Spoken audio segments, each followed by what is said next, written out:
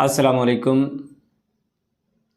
آج کا ہمارا موضوع ہے اللہ کا خوف اور اللہ سے مانگنا۔ اللہ تعالیٰ کے خوف کو اپنے نفسانی خواہشات پر غالب کر لیں، اور ماہ رمضان کا مہینہ ہے تو اللہ سے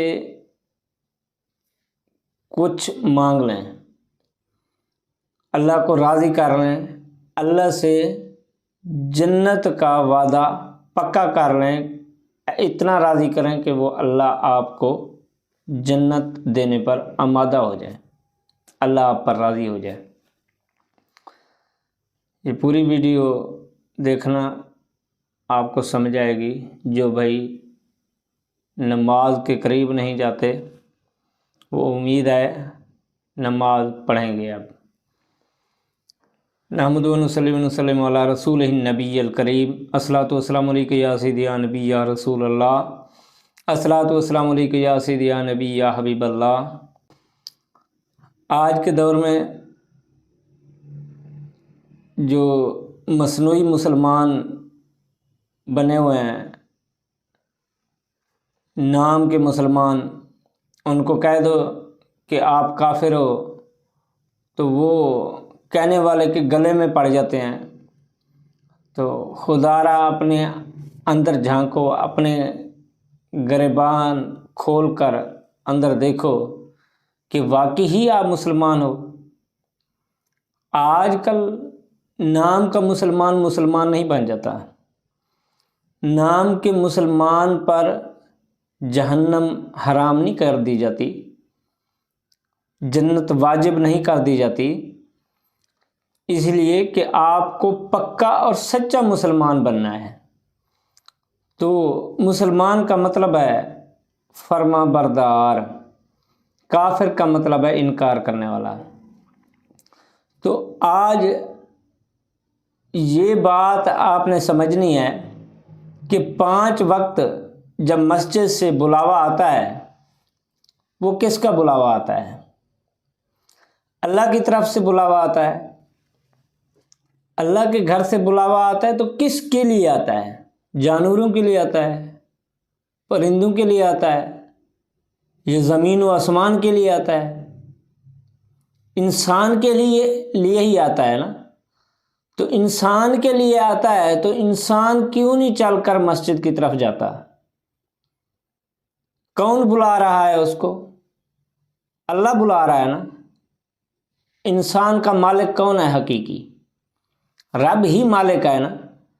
تو رب مالک ہے، جب مالک اپنے غلام کو بلائے، اپنے بندے کو بلائے تو وہ نہ جائے تو اس کے لیے اس کا مالک راضی ہوتا ہے،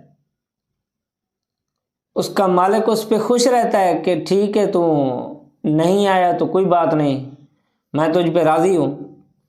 خدا را اپنے آپ کو بدلیں، اپنی سوچ کو بدلیں۔ جو بندے اللہ کے حکم کی فرما برداری نہیں کرتے، بعد میں کہتے ہیں کہ یہ مولوی بخشے گئے تو ہم بھی بخشے جائیں گے۔ تو خدا را یہ جو فطرتی یہ قول ہیں تو ان سے بچیں، اپنے مالک کو راضی کریں، اپنے مالک کی فرما برداری کریں، اپنے مالک کے بلاوے پہ لبیک کہیں، دوڑتے ہوئے نماز کی طرف جائیں۔ حیا علی الصلاۃ، حیا کا مطلب ہے دوڑنا۔ اللہ تعالیٰ حکم دے رہا ہے کہ نماز کی طرف دوڑ کے آؤ، دوسری طرف اللہ تعالیٰ فرما رہا ہے کہ حیا علی الفلاح۔ جب ہر بندہ کامیابی کے پیچھے دوڑ رہا ہے تو اللہ تعالیٰ کا جب بلاوا آ رہا ہے کہ کامیابی کی طرف دوڑ کے آؤ، تو پھر ہم کیوں نہیں جاتے کامیابی کی طرف؟ کامیابی ہمیں جی سر کرنے سے ملے گی کیا؟ کامیابی ہمیں سارا دن محنت کر کے اللہ کو ناراض کر کے ہی ملے گی؟ نہیں، بالکل نہیں، ایسے کامیابی ملنے والی نہیں ہے۔ کامیابی ایسے ملے گی جب ہم اپنے مالک کو راضی کریں گے۔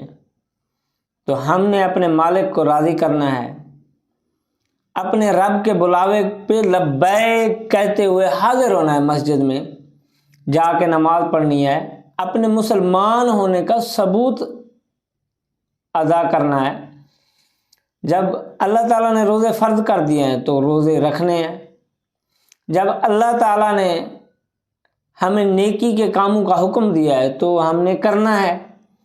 ہم اس کے حکم کی عداوت تو نہیں کر سکتے، حکم کا انکار تو نہیں کر سکتے، تو کیوں اپنے آپ کو مسلمان کہتے ہو؟ تو مسلمان بنتے کیوں نہیں ہو؟ کافر سے اتنے متنفر ہو، ہمیں کوئی کافر نہ کہے، ہم مسلمان ہیں، تو نام کے ہی مسلمان کیوں ہو؟ اپنے آپ کو مسلمان بناؤ، اپنے آپ کو مسلم دائرے میں لے کے آؤ۔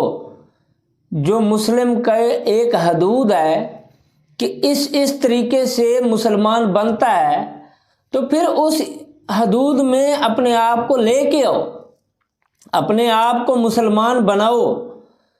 مسلمان بنو گے تو اللہ راضی ہوگا۔ جب اس کی فرما برداری کرو گے، اس کے رسول کی فرما برداری کرو گے، پھر ہی اللہ راضی ہوگا۔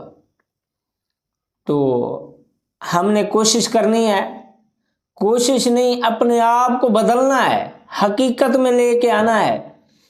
جب مسلمان بننا ہے تو مسلمانوں والے کام کرنے ہیں، اللہ کے رسولوں، پیغمبروں اور حضور صلی اللہ علیہ وآلہ وسلم کے نقش قدم پر چل کے، ان کے صحابہ کرام کے نقش قدم پر چل کے، اولیاء کرام کے نقش قدم پر چل کے، شہداء کربلا، اہل بیت، ان سب کے نقش قدم پر چل کر ہم نے اپنے آپ کو مسلمان حقیقتاً بنانا ہے۔ جب حقیقتاً ہم مسلمان بنیں گے تو پھر ہی اللہ ہم سے راضی ہوگا اور ہم پر جہنم حرام کر کے جنت کو حلال کر دے گا۔ تو ایسے نامی گرامی مسلمان سے ہاتھ جان چھڑائیں، ان سے دور ہو جائیں، عملاً مسلمان بنیں، عمل کریں، عملاً ہی مسلمان بنیں، اللہ کو راضی کریں، اللہ کے رسول کو راضی کریں، اچھا ولی بھی تھامیں، علماء کرام کی صحبت بھی اختیار کریں، تو اپنے آپ کو بدلیں۔ خدارا میں آپ کے آگے ہاتھ جوڑ رہا ہوں کہ اپنے آپ کو بدلیں، اپنے آپ کو جہنم کی آگ سے بچائیں۔ خدارا جو جہنم کی آگ سے اپنے آپ کو نہیں بچاتے، وہ اور کچھ نہ، ایک ماچس کی تیلی نکالیں، اسے آگ لگائیں اور اسی ماچس کی تیلی کے نیچے اوپر اپنی انگل رکھیں۔ آپ دیکھیں کہ ایک ماچس کی تیلی کی آگ آپ برداشت کر سکتے ہیں، تو پھر چاہے نماز نہ پڑھیں، اللہ کو راضی نہ کریں، ان کے حکم کی تعمیل نہ کریں، اللہ کے رسول کا فرمان نہ مانیں، تو پھر کوئی بات نہیں ہے۔ جب آپ کو پتہ ہے، تمام مسلمانوں کو پتہ ہے کہ جہنم کی آگ اتنی تیز ہے، اتنی تیز ہے، اتنی تیز ہے کہ اس کی ایک چنگاری دنیا میں آ جائے تو وہ پوری دنیا کو راکھ کر دے گی۔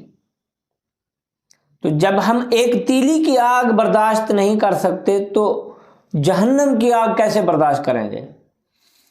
اللہ تعالیٰ فرماتا ہے کہ جہنمیوں کا یہ جو چمڑی ہے وہ میں چینج کرتا رہوں گا، ان کو جہنم سے نہیں نکالوں گا۔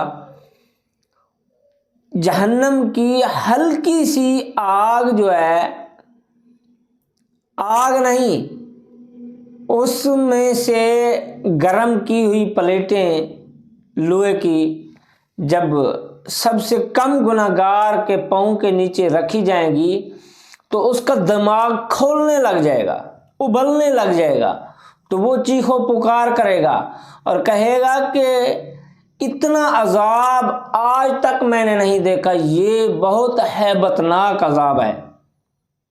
جہنم میں نہیں جائے گا، جہنم کے باہر ہی صرف وہ گرم کی ہوئی لوہے کی پلیٹیں ہوں گی جو اس کے پاؤں کے نیچے رکھی جائیں گی، تو اس کا دماغ کھولنے لگ جائے گا، تو وہ چیخ و پکار کرے گا کہ اتنا دردناک عذاب آج تک میں نے نہ دیکھا ہے، نہ سنا ہے، نہ ایسا عذاب میں نے برداشت کیا ہے۔